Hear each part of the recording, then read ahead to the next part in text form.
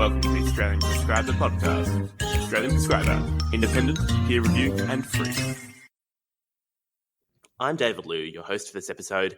So today I'm joined by Gavin Patello, who's the Director of Acute Pain Services at the Royal North Shore Hospital in Sydney. Gavin, welcome to the program. Thank you for having me along, David.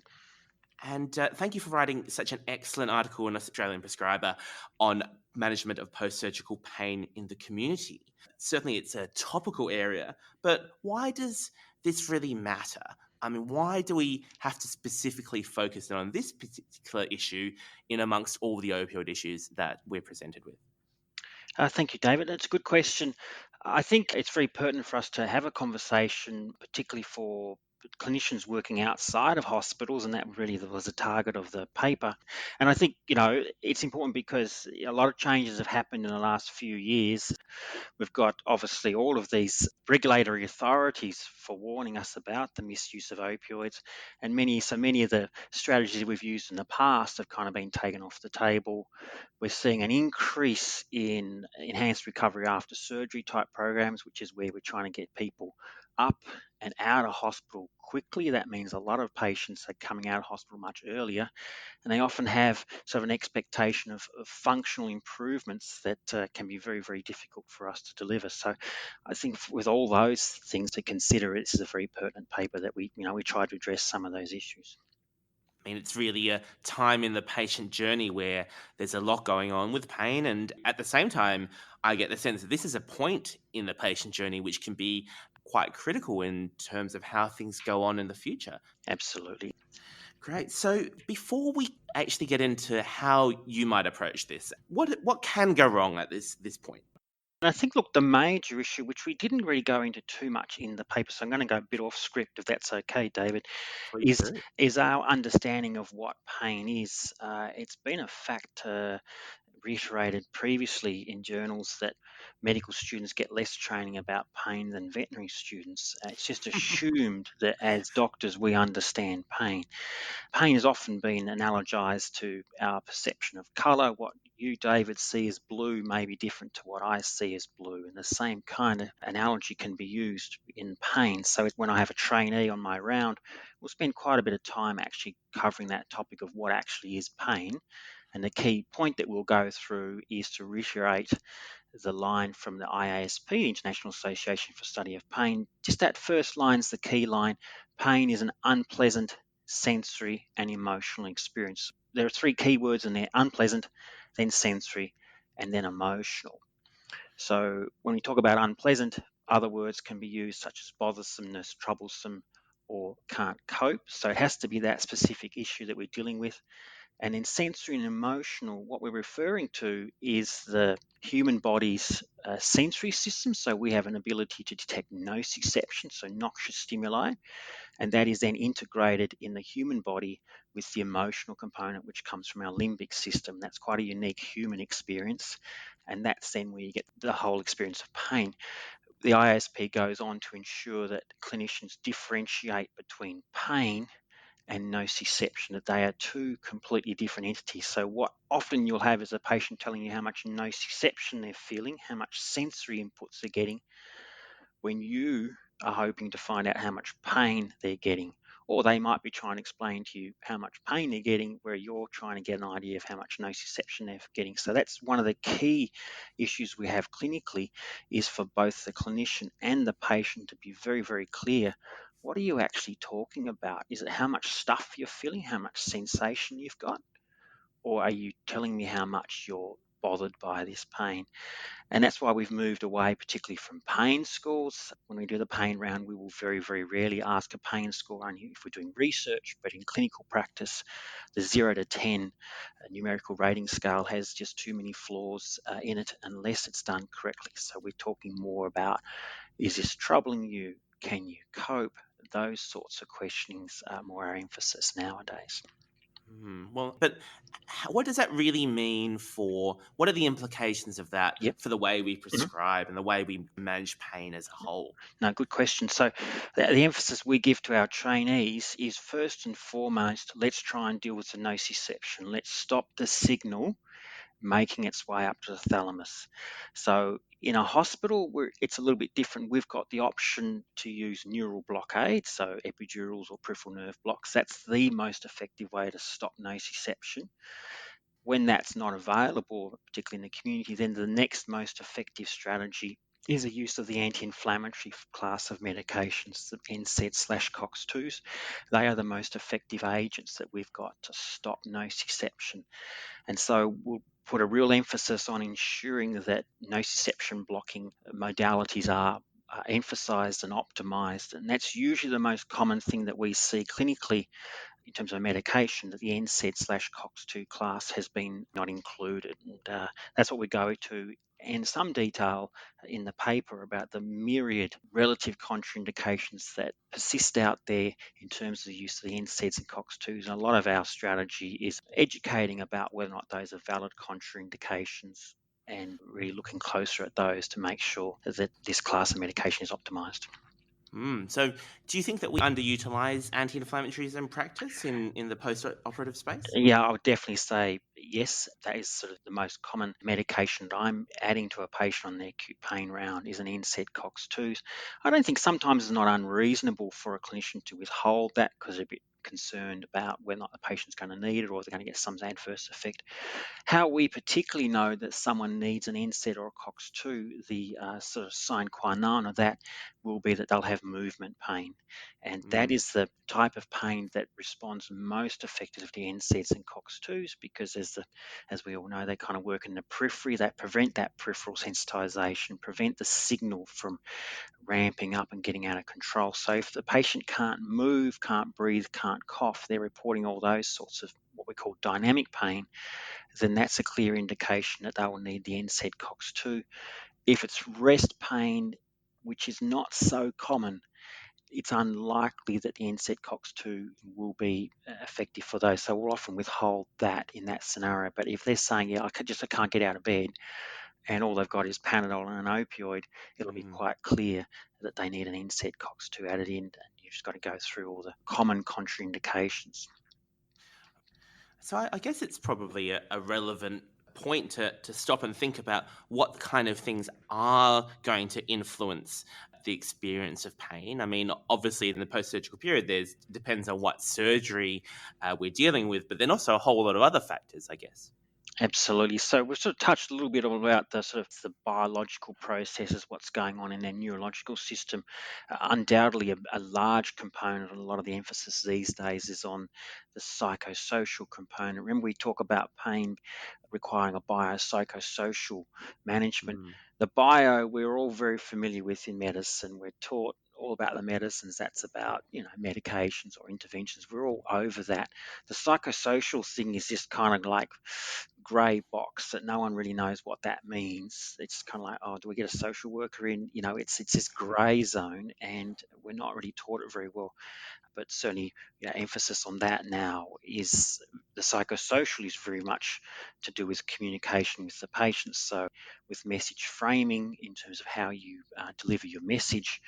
One other area that's very exciting that we're moving a lot in is what's called a placebo enhancing communication strategies, which is where we induce the sort of endogenous coping system to provide analgesia for a patient. And that can be done very successfully by our communication with our patients. So such things as, you'd say to the patient, these are very, very helpful medications. They're very powerful medications. They're going to help you to cope with what you're feeling. And most patients find them very, very helpful.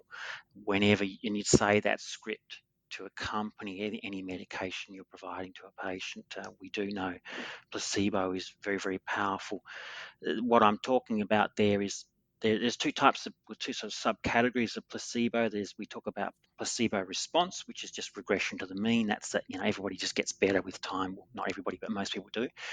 And then there's also placebo effect, and that's the effect you get due to expectations and conditioning, which is actually a biological process that you induce in the patient purely by expectation. I've been to see a doctor. He seemed to know what they were doing. They were in a nice room and they provided me this new fancy medication, for example, and I'm used to that. When you take a new fancy medication, you get better. So that's all the conditioning and expectation. So what we want to do is very much, induce that as best as we can clinically. So that's taking the sort of psychosocial approach. Mm. All right, well, let's start to talk a bit about opioids, Hmm. and I Yep. think that's the thing that we all realise is a looming Hmm. has been a looming issue for a number of Hmm. years now in Australia. Hmm. So, what's your approach to trying to manage opioids in this post-operative space, especially in that dealing with post-surgical pain in that transition of care from a Hmm. hospital setting to a community setting? Hmm. So certainly, I think the first is that's why with our trainees we really emphasise an understanding of what's going on with the patient Mm, with their pain. So making sure that you've optimised your anti-nociceptive strategies.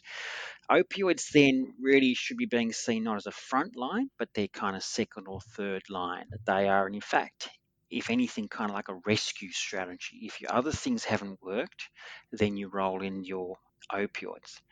Opioids are most effective at relieving the distress component of the pain. If the nociception that's coming in is too much for the patient to cope with, that's when opioids will work very well. They will have a little bit of a role in terms of mopping up excessive nociception that you haven't been able to deal with other medications, your NSAIDs, COX-2, because there's some people you just can't give it to for whatever reason. Someone who's got renal impairment was a nice example. So then you know no choice but to resort straight to the opioids. But the key thing is to understand what that opioid can do and how it's working. That's predominantly removing the affective distressing component of that patient's pain.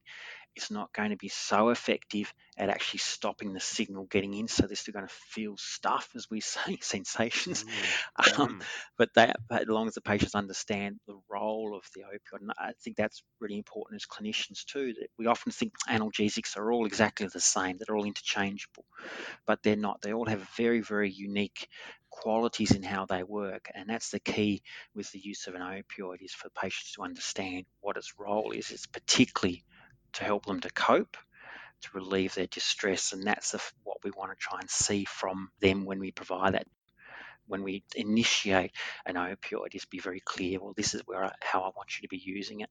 I don't want you to just be using it because you're feeling. I mean, we come across it all the time. People are taking it because they feel their stitches. It's like, well, that's not what opioids are. They won't stop you from feeling your stitches. You're still going to feel the stitches. mm. If that feeling is too much for you to cope with, maybe we can look at some other strategies first, which is again message framing and placebo enhancing communication strategies to induce the endogenous coping systems. Mm. So, how do we approach this in practice? I mean, obviously, it is partially about identifying those high risk groups, but how do you go about trying to assess a patient? Mhm. So I think the first thing, yeah, is really trying to work out is that distress that they've got going to respond to an opioid, and then it's really essentially a trial of an opioid, and we're going to trial a short-acting opioid, an immediate release opioid, and gauge the patient's response from that. Bearing in mind that there's quite a variation in patients' dose requirements, and sometimes you may need to escalate the dose acutely.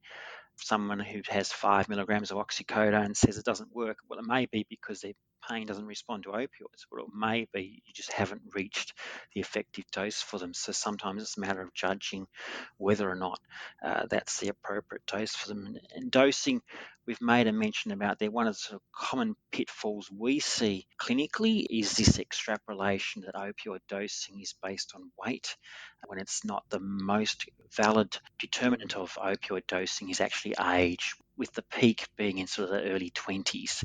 And as you get older, your dose requirements reduce. That's important because you'll often see someone who's in the obese category, and someone says to you, "Oh, that patient needs more because they're 150 kilos." If anything, actually, they probably need less because they've more likely got either known or unknown diagnosis of obstructive sleep apnea, and they're very vulnerable to a ventilatory impairment effect of the opioids. So, we want to be very careful about prescribing in the overweight group of patients. So that would mm, be sort of the overall approach we will take. Drug selection really depends on largely your experience, I suppose, but we're tending to roll in with pure opioid agonists. As we've mentioned there, codeine is sort of not really our favourite agent just because you have such variable pharmacology that we're all aware of. Whereas if you're using a pure opioid agonist, you know for sure that the patient's receiving what you've prescribed them.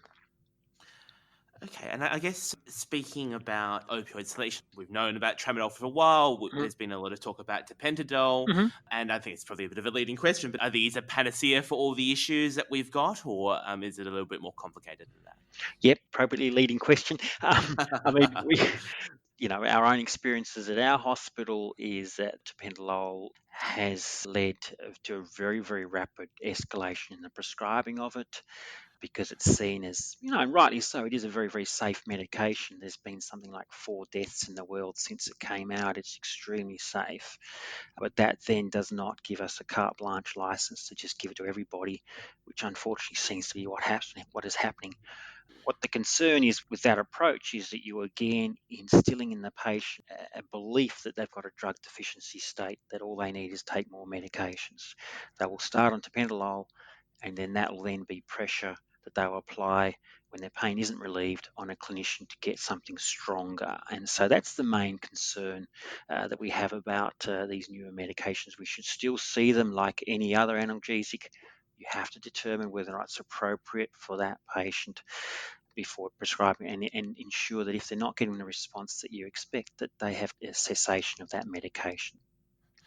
I mean, I guess that's really what happened at the beginning. If we're to kind of go back and thinking about oxycodone and Yeah, I mean that's a topic in itself, I suppose. But and we and we've also seen the same problem with the gabapentinoids that kind of peaked probably yeah, more 5 or 10 years ago. We all saw that as people started getting concerned about opioids, that people started prescribing gabapentinoids more commonly, and for conditions that it really wasn't appropriate for, but because there was this pressure to give them something, we do know that it can also cause issues of dependence. There is some concern that it adds to the risk of opioid overdose, particularly when people are sort of taking high doses of some of the gabapentinoids.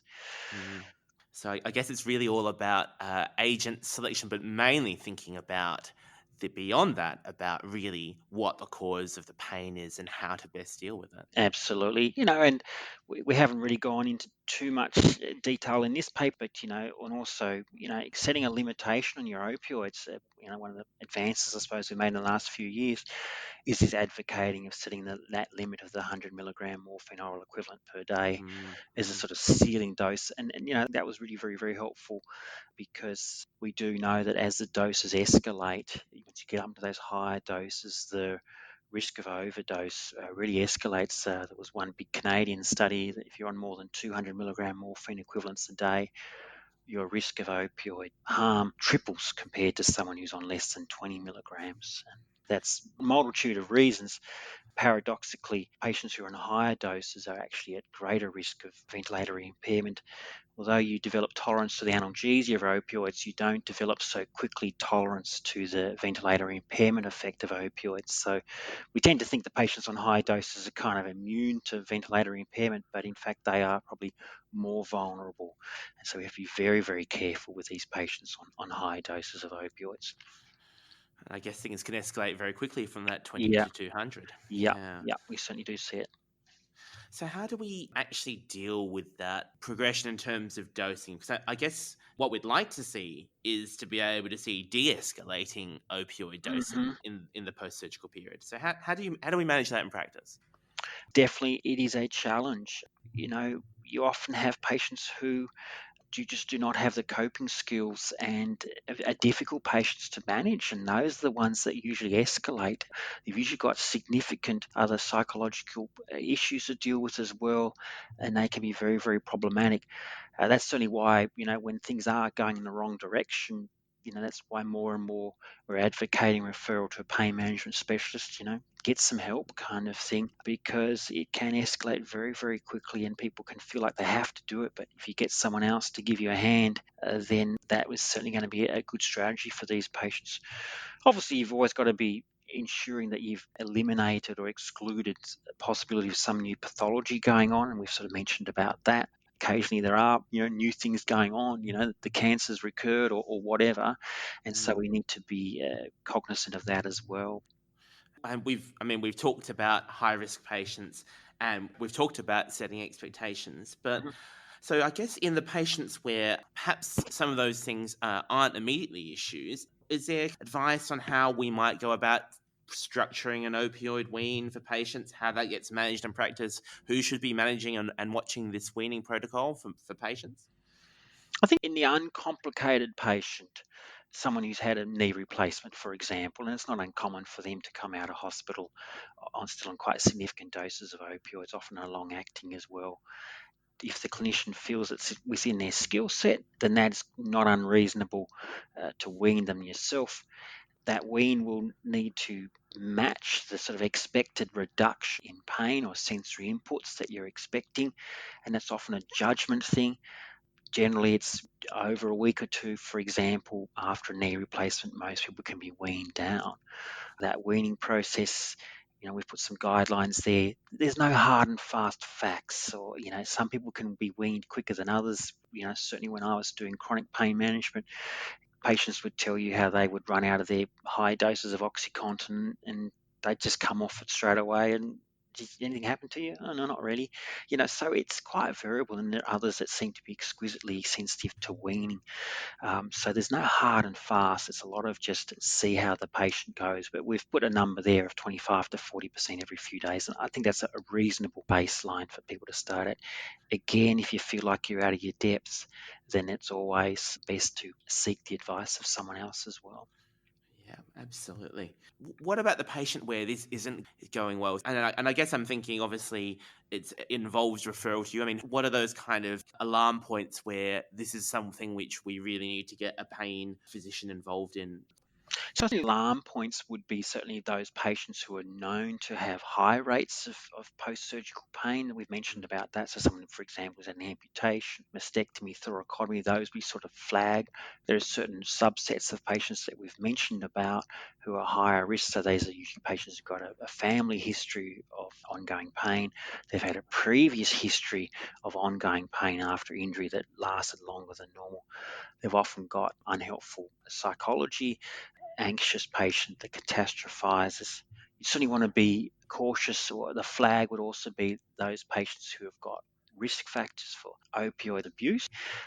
So they will be patients who've got a history, either personal or family history of other substance abuse or alcoholism, illicit substances.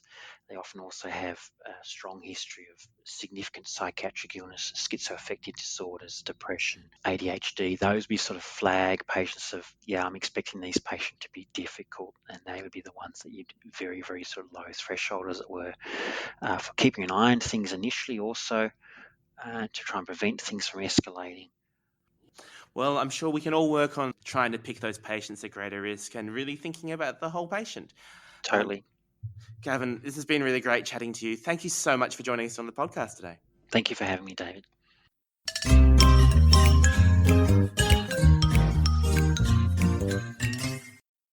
The views of the guests and the hosts on this podcast are their own and may not represent Australian Prescriber or NPS Medicine Wise. I'm David Liu. Stay safe, and thanks for joining us once again.